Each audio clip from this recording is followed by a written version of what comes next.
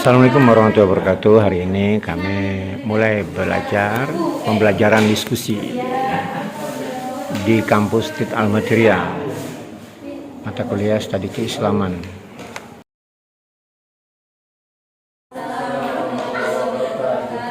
Kami dari kelompok 2 ingin mempresentasikan tentang sejarah perkembangan pendidik Islam di Indonesia,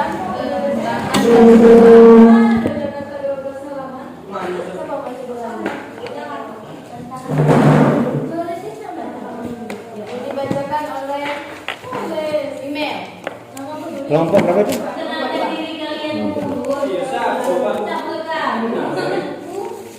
Kelompok 2 ya?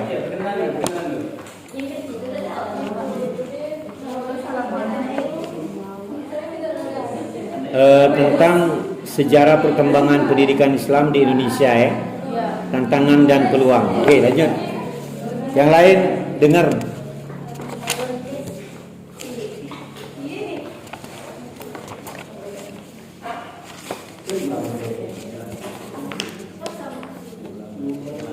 Assalamualaikum warahmatullahi wabarakatuh. Kenalkan, kami dari kelompok 2 ingin Sembari absen. mempresentasikan tentang sejarah perkembangan pendidikan Islam di Indonesia, tantangan dan peluang. Kenalkan, nama saya Nabila Safwa. Kenalkan, nama saya Mira Komesa. Saya Azhar Anas. Baiklah. Ya, akan dibacakan oleh email. Sejarah perkembangan pendidikan Islam di Indonesia. Awal mula pendidikan Islam. Pendidikan Islam di Indonesia dimulai sejak kedatangan Islam pada abad ke-13.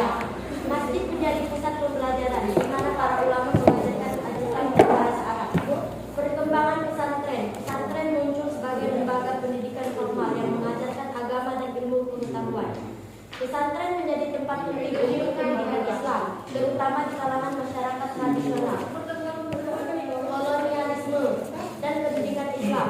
Pada masa penjajahan Belanda, pendidikan Islam mengalami tantangan, tetapi tetap bertahan. Munculnya lembaga pendidikan modern yang mengajari kurikulum Barat, namun pendidikan Islam tetap ada. Era kemerdekaan. Setelah kemerdekaan, pendidikan Islam mulai mendapatkan pengakuan resmi. Pemerintah mulai mendirikan sekolah-sekolah Islam dan mengintegrasikan pendidikan agama dan kurikulum nasional.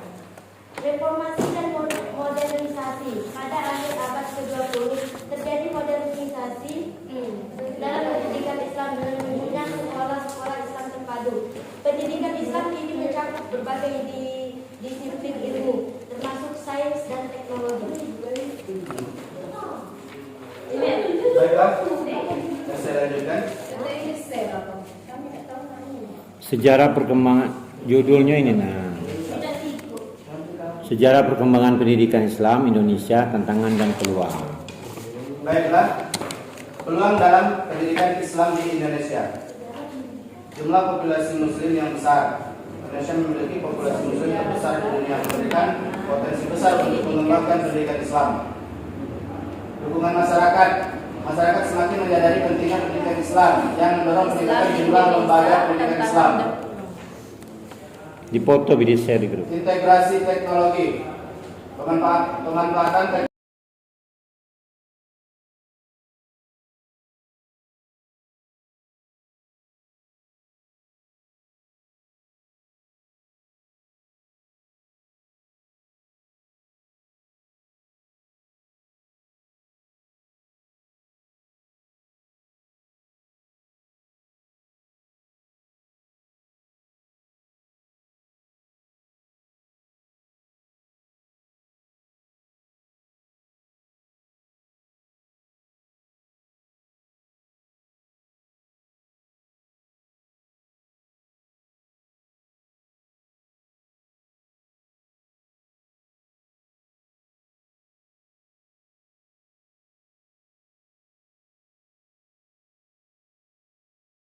Ayo.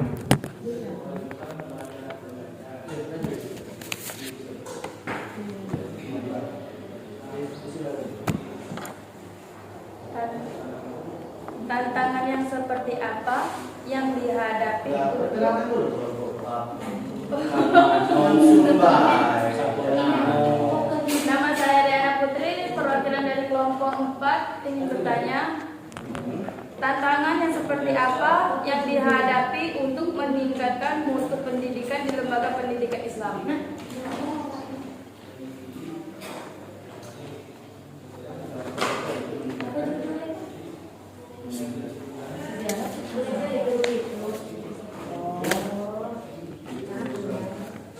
Untuk meningkatkan mutu pendidikan di lembaga pendidikan Islam.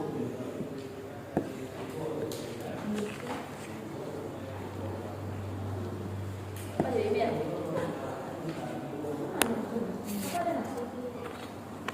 Oke. Baiklah, ada yang ingin bertanya lagi?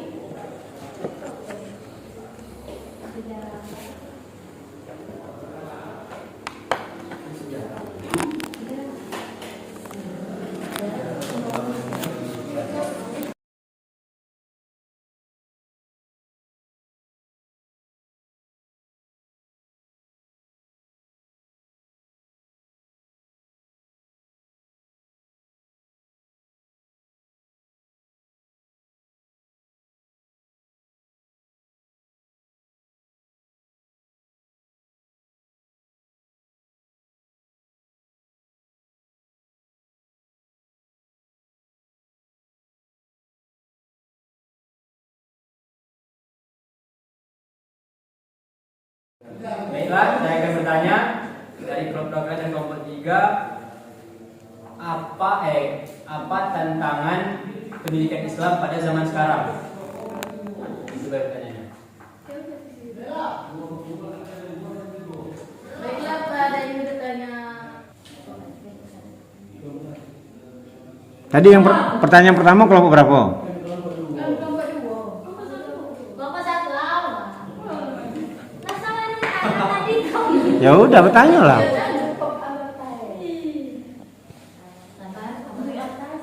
Baiklah, assalamualaikum warahmatullahi wabarakatuh. Assalamualaikum warahmatullahi wabarakatuh. Saya dari kelompok 1 ingin bertanya kepada kelompok 2, bagaimana sih sejarah pendidikan Islam dari masa ke masa? Sekian, wassalamualaikum warahmatullahi wabarakatuh. Baiklah, saya akan menjawab pertanyaan dari kelompok 5. Pertanyaannya, apa saja kontribusi organisasi Islam terhadap perkembangan pendidikan Islam di Indonesia?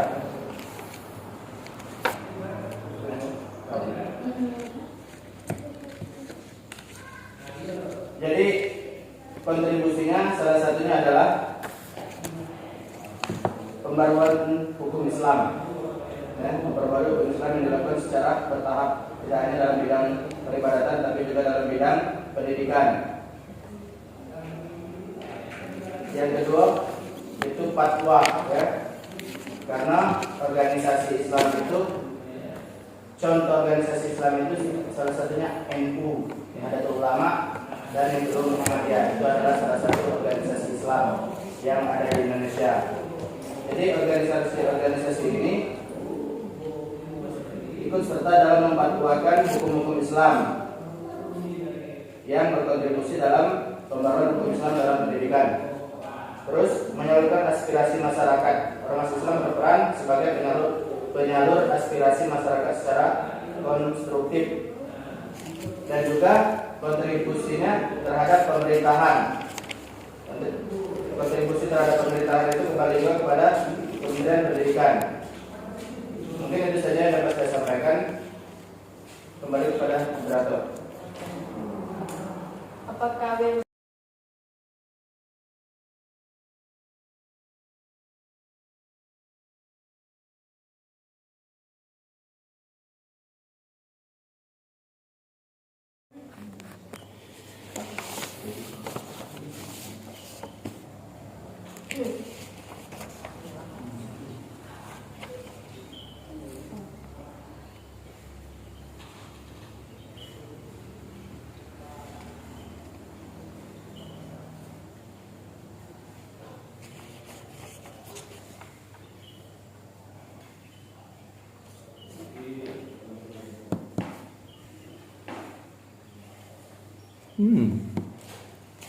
Ya, tantangan.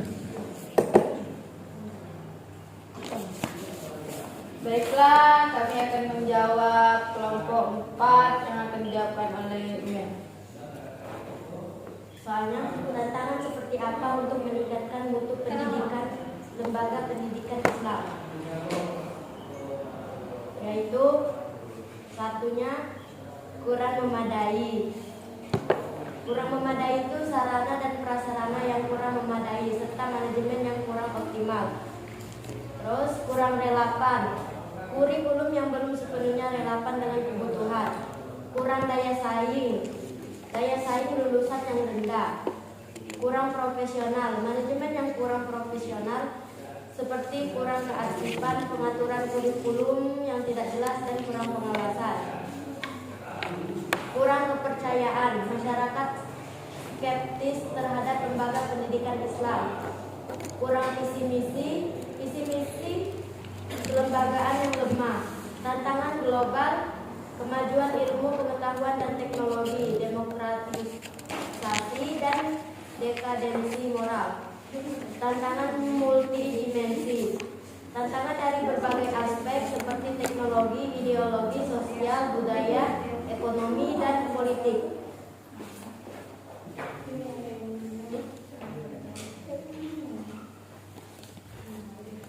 Mana yang nanya? Apakah dia menerima jawaban dari kami?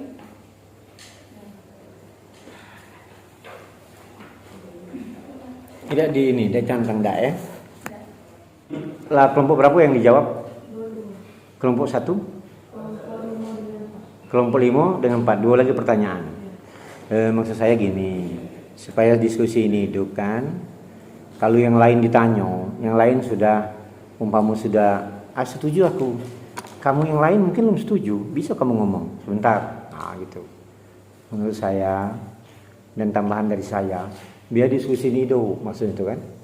Ya, bisa juga yang ini juga ditanya tadi kan. Halo? Iya. Apalah setuju nian jawaban tadi. Ada tak tantangan lain yang belum diungkapkan dia?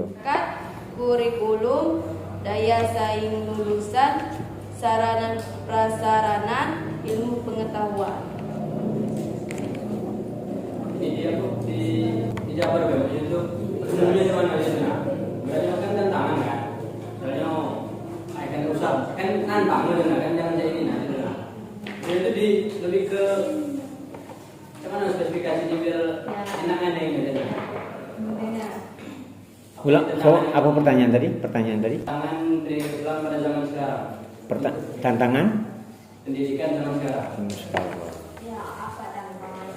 Misalnya kurikulumnya terlalu ribet. Aku ini dikit ya. Tantangan pendidikan Islam zaman sekarang banyak. Contoh ya di masyarakat munculnya orang tua lah tekan kan. Muncullah anak-anak lah main ini. Jauh terakhir aku ngerti ini ngerti itu.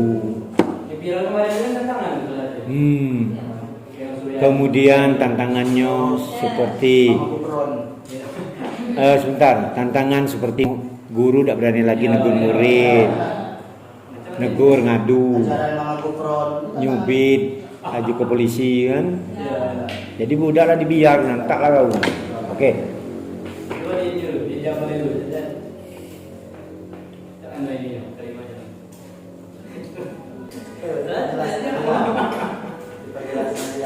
Nah sekarang gini, biar hidup diskusi walaupun dia tidak mampu jelas, kita yang jelaskan atau yang lain jelaskan apa. Sebagai tambahan, ada tambahan, nambah dari yang jawab ya.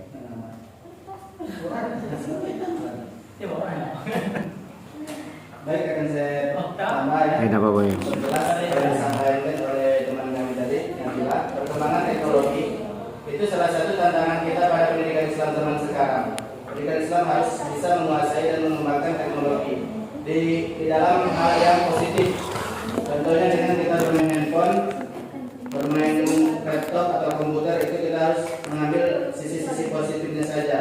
Kebanyakan di zaman sekarang anak-anak kita yang beridentitas Islam tapi yang yang diakses itu yang tidak sesuai dengan pendidikan Islam. Salah satu contohnya banyak hal-hal yang berbau kepada kemaksiatan intinya gitu. Terus yang kedua, globalisasi. Pendidikan Islam harus menghadapi arus informasi globalisasi. Globalisasi di sini dalam artian kita jangan sampai tidak menyaring informasi dari dunia luar.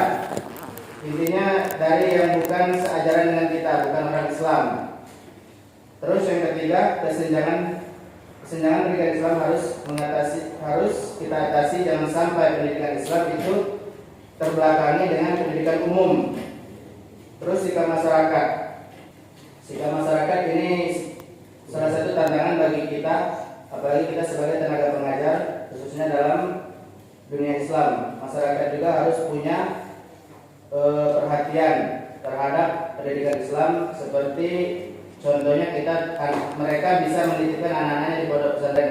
Karena kenapa? Kalau pondok pesantren tidak ada lagi yang memasukkan anak-anak mereka ke pondok pesantren, maka pesantren itu bisa dikatakan akan punah.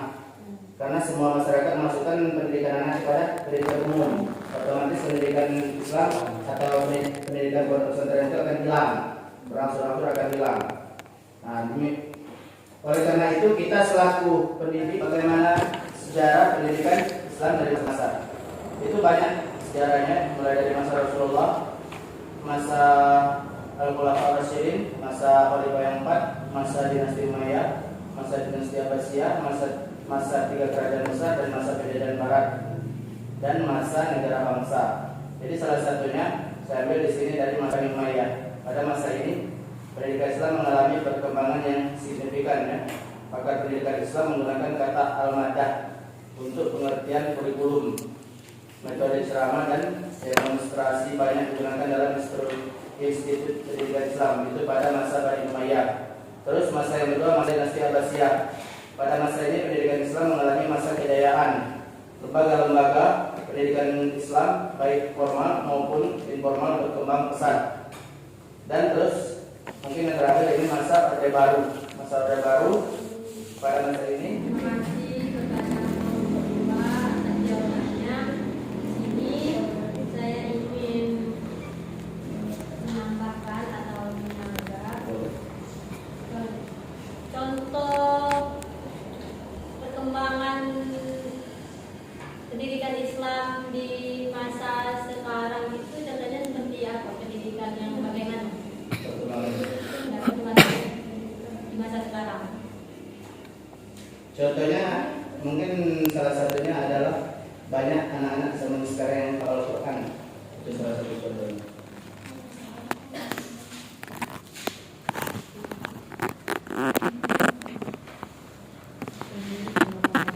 Rumah tahfiz ya. Ya, mungkin yang kedua, banyak juga khusus di pondok pesantren itu banyak anak-anak yang pandai berbahasa Arab, dan juga sekarang sudah mulai diterapkan di sekolah-sekolah umum. Itu salah satu perkembangan dari pendidikan Islam.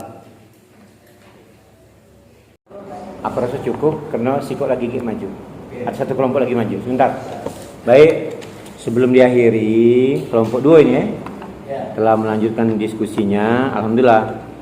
Saya kasih aplaus lah buat kedua sudah tampil, dan saya bangga kelompok jurusan ini belum sampai akhir sudah ngumpul 5. Biasanya jarang saya itu. Nah itu kan di luar biasa loh namanya itu. Saya pikir gini, tantangan yang dibahas tadi tentang pendidikan ini banyak sekarang semua tantangannya. Tadi saya katakan pertama tantangan orang tua. Orang tua ini kan pengennya gini, menitipkan anaknya kepada guru itu ikhlas tak? Awalnya ikhlas. Tapi ketika dia ada masalah di jalan, ketika anaknya ditegur, ketika anaknya dijewer kupingnya ke polisi, itu kesannya tidak ikhlas ya. Anaknya pengen ikhlas sepenuhnya, menyerahkan anaknya pintar. Tapi umpama di dalam suatu lingkaran pendidikan itu ada memungut bayaran, kadang bayaran itu tidak perlu banyak. Macam kita contoh ngaji, pendidikan Islam juga, itu bayaran 20.000 atau 10.000, itu nunggaknya 13 bulan. Padahal setahun itu 12 bulan, bayangkan. Nah, yang seperti ini kan luar biasa namanya, tantangan juga. Kalau terjadi seperti itu, guru udah semangat ngajar. Iyo, okelah, beramal ya. Ya, ikhlas beramal. Ingat kajian ikhlas beramal tuh, ketika kita sudah ikhlas dan beramal, itu ada rezeki menggiring di dalamnya. Jadi jangan takut-takut kalau kamu membuat suatu lembaga yang kira-kira mendekati dana, jangan ngomong tidak usahlah. Apa yang tidak usahlah tuh? Ketika orang tuanya ngomong bayaran enggak? Bayaran.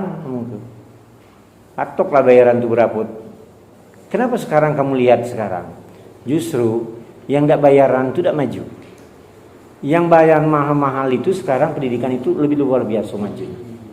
Kamu lihatlah. Nah, artinya tantangan seperti itu yang luar biasa. Tantangan itu namanya. Belum yang lain-lain, tantangan global, tantangan di masyarakat, tantangan yang tadi SDM-nya. Karena masih banyak di daerah di mana kan guru SD yang ngajarnya budak SMP sambil sekolah SMP budak itu. Tapi siang di sekolah SMP, paginya ngajar SD. Ada yang seperti itu. Tambah lagi lah SMA ada juga. Kalau lah kuliah seperti sekarang banyak seperti di tempat aku tuh ke Batu Kucing tuh, yang sambil kuliah di sini sambil ngajar lumayan. Ngajar SD, ngajar SMP kan lumayan. Yang payah tuh SMP ngajar SD, tantangan juga itu. Kita tidak berbicara pintarnya ya, mungkin dia lebih pintar ngajar. Tetapi mana SDM-nya? Nah kadang orang yang berilmu juga tantangan juga. Ada yang sarjana mau balik ke dusun, kalau nak ngajar, alasannya gaji kecil dan sebagainya. Tapi ilmu itu akan bertambah ketika kita ngajar. Nah kamu ini sambil kuliah ini, kalau ada dituntut untuk ngajar, diajak uang ya ngajar. Tidak buka DWO di rumah. Ya, buat spanduk 100.000, buat medek rumah tapis Azwar Anas. Nah, ngajarlah budak bertiga, ngajar hafalan. Apan budak kalau baca nas, beduyun itu datang. Tambah lagi murid kawan itu lah milo MTQ. Menang pula, Masya Allah, tambah lagi Rami rumah tahfiz itu. Datang laporkan kepada kepala kuang, Pak Kuang. Kami lah buat rumah tahfiz, ajak berkutu dengan ini. Nah, baru kami bicara dana. Baru mana minta dengan pemerintah. Ini kayak lu mulai terjadi lah minta duluan. Inilah tantangan juga itu. Iyo. Belum ada so anak ni murid baca so hafalan lah minta dana lah. Tunjuk ke dulu kalau itu lebih kurang. Itu tantangannya banyak. Apalagi kira-kira yang nak yang kurang tadi belum. Cukup ya? Rasa cukup ya? Tantangan pertama. Oh iya, dari masa ke masa. Dari masa ke masa. Dari Rasulullah, kita telah diajari hadis Rasulullah. Tentulah ilmu sampai ke negeri Cina. Tentulah ilmu dari buayan sampai ke liang kubur. Ada lagi ilmu yang tidak diamalkan, bagaikan pohon tidak berbuah. Jadi kalau kamu pelit dengan ilmu kamu, sudah selesai urusan. Maka kamu sekarang kanlah kuliah. Yang baca jadi MC. Yang baca jadi ceramah lah. Yang laden dipinta om jadi ini. Kuliah di mana Nas? Mau. Di situ. Ala baca caranya nak jadi khotbah ini. Ada. Nah, itu tantangan tuh. Jangan malu. Kadang wong sekarang ini malu berbuat baik. Nah kalau sudah malu berbuat baik itu susah. Nah kamu ya cewek-ceweknya tunjukkan di daerah, di dusun. Balik ke dusun. Kamu ini kuliah di ISTIB, Sekolah Tinggi Ilmu Islam Tarbiyah ya, yang berkesannya kepada identik dengan agama. Kamu lah balik ke celana pendek, nah sudah. Boro-boro nak jilbab, nas, ke celana pendek. Mau masih baju bagus, tak baju jilbab masihlah. Ini buka aurat dan sebagainya. 4. Kami akan mempresentasikan hasil diskusi kami, yaitu yang berjudul Islam dan Lingkungan Hidup dalam Perspektif Islam Al-Quran tentang keberlanjutan. Baiklah teman-teman sekalian, di sini kami akan memperkenalkan diri terlebih dahulu. Perkenalkan, yang di samping saya namanya di samping Miftah, Diana Putri, di samping Dea Putri. Ya, baiklah. Sebelumnya kami akan mempresentasikan hasil diskusi kami. Pemateri satu adalah Langsung dibaca, Pak. yang akan disampaikan oleh Miftahul Karimah. Kepada Miftahul Karimah, waktu dan tempat kami persilakan.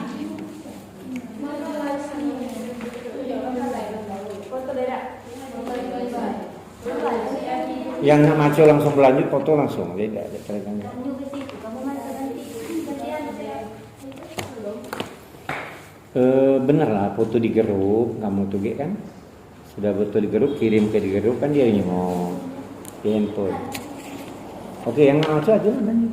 Lingkungan pada abad 21 ini menjadi topik Benar. Disingkat-singkat.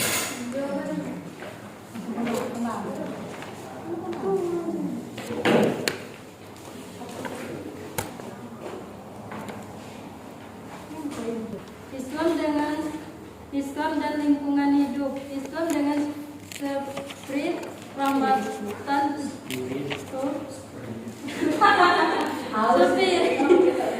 Islam dengan spirit rahmatan li alamin. Persatuan Tuhan dengan semua benda daya keadaan dan makhluk hidup termasuk di dalamnya manusia dan perilakunya yang mempengaruhi kelangsungan diperuntukkan bagi kelangsungan hidup dan kejagaan manusia, maka tumbuhan dan hewan yang dapat mendukung kedua hal tersebut harus tetap terjaga ke dalam fungsinya sebagai pendukung kehidupan. Baiklah teman-teman semuanya, itulah hasil pembahasan dari kelompok 3. Selanjutnya kami persilahkan bagi teman-teman yang ingin bertanya.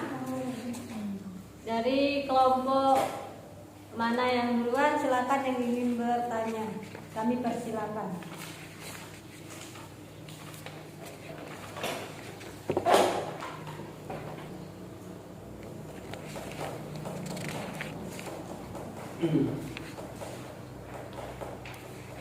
Bentar. Memang kita macam makalah ini tidak pernah dibaca galau, tapi nak disingkat, tapi jangan singkatnya, sehingga para pendengar tak tahu apa yang dimaksud. Tetapi sudahlah berlanjut. Sebagai gambaran, makalah mereka ini tentang Islam dan lingkungan hidup dalam perspektif Islam Al-Quran tentang keberlanjutan. Keberlanjutan itu masa dulu dan sampai sekarang. Maka mereka memaparkan, ada di dalam ini aku juga paparan mereka ini tentang ketika Allah nak menjadikan Nabi Adam sebagai makhluk khalifah fil ar, kan sudah titipkan ke gunung tak sanggup, titipkan ke laut tak sanggup, bumi tak sanggup, akhirnya dia nak jadikan khalifah lagi. Nah ketika itulah malaikat bantah, ya Allah, ngapa engkau nak menjadi khalifah di muka bumi ini sementara khalifah ini bakal mengadukan kehancuran. Berarti Allah sudah tahu. Tapi malaikat ngomong, Allah tahu, malaikat ngomong, itu Allah ngomong, sudahlah, tahu aku kau, yang penting aku nak menciptakan. Maka di sini, seorang khalifah di muka bumi, mereka berkata, mengapa engkau tidak menjadikan khalifah di bumi itu orang yang akan membuat kerusakan padanya dan menumpahkan darah. Padahal kami senantiasa bertasbih dengan memuji engkau dan mensucikan engkau. Tuhan berfirman, sesungguhnya aku mengetahui apa yang tidak kamu ketahui. Jadi malaikat itu ngomong, ngapa kau nak jadi kau? Dan kami ini orang yang patuh. Dalam perspektif Islam, maksudnya, iya, ada apa orang ini? Jelaskan tentang hubungan. Ya, Islam dan lingkungan hidup dalam perspektif Islam, Al-Quran tentang ada titik komanya itu nah. Jadi bingung. Baik, terima kasih kepada Royhan Atrido. Selanjutnya bagi yang ingin bertanya, kami persilakan. Kami buka 3 pertanyaan, tinggal 2 lagi ya teman-teman. Masih ada yang ingin bertanya, kami persilakan.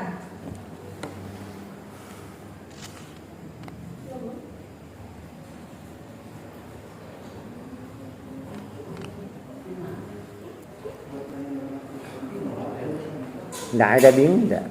Jelas. Kan malaikat kan protes. Cuma nak tanya dengan omongan kau nanti. Terbukti tidak sekarang? Terbukti tidak yang dikata malaikat tuh? Tidak apa yang disampaikan. Iya Pak. Baiklah, yang akan saya tanyakan sesuai dengan yang tertera di dalam ini ada surah Al-Baqarah ayat 164 yang artinya seorang khalifah di muka bumi itu terputus kata-kata. Mereka berkata, mengapa engkau hendak menjadikan khalifah di bumi itu? Allah ingin menjadikan khalifah di muka bumi, kemudian terus di komentar sama malaikat. ya. Gitu. Jadi intinya pada waktu itu malaikat memprotes lah, kalau bahasa kita memprotes, kenapa Allah ingin menjadikan manusia sebagai khalifah di muka bumi, sedangkan malaikat itu lebih patuh daripada manusia. Malaikat mengatakan demikian. Jadi yang ingin saya tanyakan, apakah yang dikatakan oleh malaikat kepada Allah pada saat itu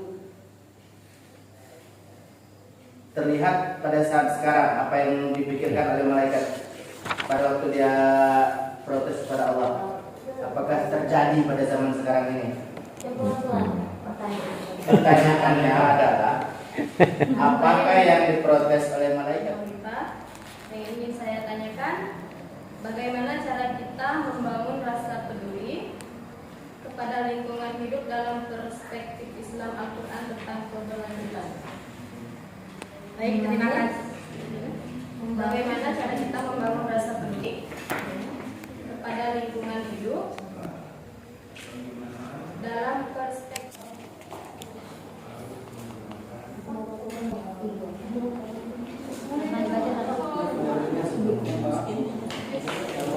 Baik teman-teman semuanya, kami akan menjawab pertanyaan dari saudara Royhan Aprizo yang akan dibacakan oleh Anissa Yolanda. Pada Anissa, waktu 4 dan silakan. Baiklah, saya akan menjawab pertanyaan dari kelompok 3. Jelaskan Islam dan lingkungan hidup dalam perspektif Islam Al-Quran tentang keberlanjutan. Di sini dalam perspektif Islam, lingkungan hidup dan berkelanjutan dikaitkan dengan beberapa hal, di antaranya manusia sebagai penjaga bumi. Ini dua ya. Berarti ada yang positif, ada yang positif. Ya, maka harus itu nih. Pembahasannya memang itu baik. Kan pembahasannya di sini Islam dan lingkungan hidup, bukan semua. Oh ya. Oke. Itu berdasarkan judul. Itu berdasarkan judul kan? Ya. Apa pertanyaannya tuh? Coba. Tinggalan. Dia menyuruh menjelaskan judul dan makalah itu. Oh. Ya, berarti enggak kelar. Kan positif negatif kan kurang lebih. Baik, saudara Royhan Aprido, apakah sudah puas? Nanti kita sharing-sharing lagi ya. Selanjutnya,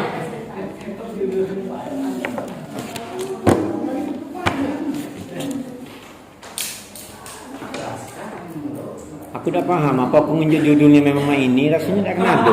Apa salah kamu membuatnya? Islam dan lingkungan hidup dalam perspektif Islam Al-Quran tentang keberlanjutan. Keberlanjutan apa? Itu makin di atas dulu ditambah. Maksud manusia seandainya membakar tadi, apa masalah keberlanjutan itu di mana? Apa keberlanjutan hidup, lingkungan hidup? Kalau misalnya kita membakar, intinya oh iya. misal ada yang berkebun itu membakar untuk keberlanjutan hidupnya. Kalau tidak dibakar dia tidak bisa.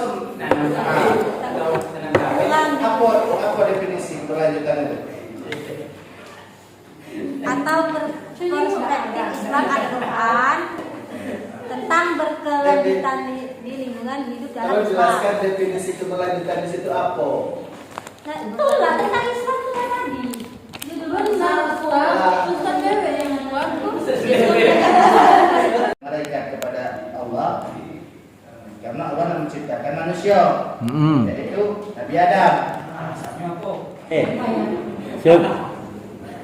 Yang dikatakan malaikat tadi terjadi tidak sekarang? Contoh mungkin.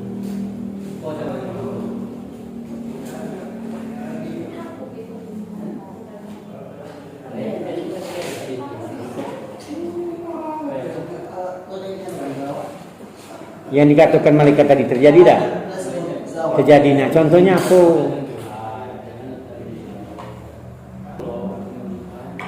Oke, tambahin ini beliau. Yang dikatakan terjadi. Jawab. Jawab apa? Nambahin nolong dia. Baik, saya akan menambah jawaban dari kelompok 4. Pertanyaannya itu menunjukkan terjadi pada proses malaikat ke Allah, ya. Sekali, contohnya banyak. Salah satunya di situ kan ada kalimat yang apa? Tumpahan darah, ya. Di situ kan banyak. Entah itu kita contohnya itu entah perselisihan antara kelompok, antara suku, itu kan pasti tumpah darah kan. Terus juga kayak Palestina Israel sampai sekarang kan belum keluar kan. Nah itu salah satu contoh bahwa apa yang diproduksi malaikat sama Allah itu terjadi. Tapi kita tidak tahu di balik itu ada apa, kita tidak tahu karena Tuhan tidak ngomong tahu apa kau. Mungkin itu baik jawab tambahan dari saya untuk Anak dak akur wong tua dak akur dengan anak. ya, Anak gadis melawan wong tua. Itu lagi kira. Dah ya. Aku yakin kamu ini dah tadi kalau. Dah tambahan, lanjut nyambung. Tambahin. Wong tua melawan anak melawan wong. Banyak di dalam masyarakat yang hidup kemarin di SP4 setiap warga, kita nggak perselisihan gara-gara itu. Des kan sampai Ya. sekarang, sampai yang tadinya satu ibarat ibu-ibu yang tadinya kumpul-kumpul cakep jadi pecah, yang berdua udah jadi dengan hidup perubahan paradigma dalam elemen kehidupan berlebihan dalam pendidikan diyakini sebagai suatu keharusan dalam rangka mempertimbangkan perkembangan sofistikasi lingkungan hidup dan upaya strategis ideologis untuk meningkatkan kepastian pemahaman. Baiklah, itulah kesimpulan dari kelompok 3. Terima kasih kepada teman-teman untuk hari ini diskusinya. Kami sebagai Demikian mungkin diskusi pada hari ini, 2 materi yang telah kita laksanakan. Alhamdulillah, saya bangga kamu bisa menjawab. Kalau lebih dan kurang itu biasa, itu dalam belajar, ya. Dan itu tadi akan lebih